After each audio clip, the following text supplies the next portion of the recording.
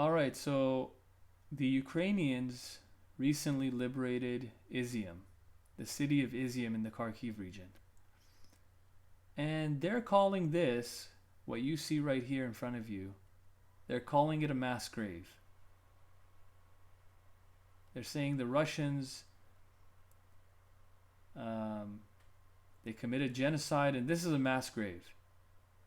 Now, correct me if I'm wrong, but isn't a mass grave just a hole that's dug up where bodies are just dumped? This doesn't look like a mass grave to me. What can I say? This is just a cheap attempt at propaganda by the Ukrainians. I mean, during a war, the Russians went out of their way to bury your dead, and you're calling it genocide?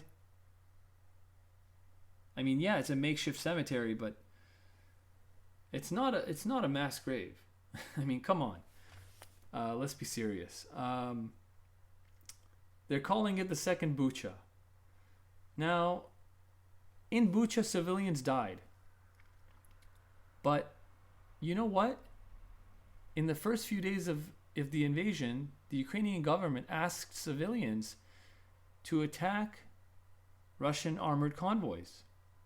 I recall how they basically gave instructions on how to make Molotov cocktails and where specifically to attack a tank, where specifically to attack armored vehicles. Now, it doesn't matter what you're wearing, whether you're in your pajamas or whether you're naked. It doesn't matter whether you're trained or not. When you attack a military convoy,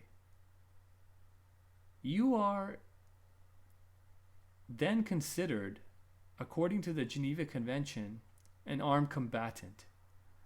You are engaging a military, an army,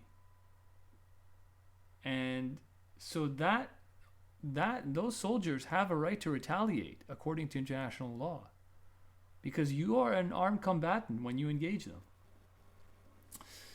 Now, another thing is, recently Ukraine, in the last 24 hours, they bombed an administration building in Kherson. And that administration building was filled with civil servants, and all around the building there were civilians who had nothing even to do with the government. Maybe they just wanted an ID card or whatnot. But anyways, the Ukrainians bombed it. And you can call some of those people who were in there, collaborators.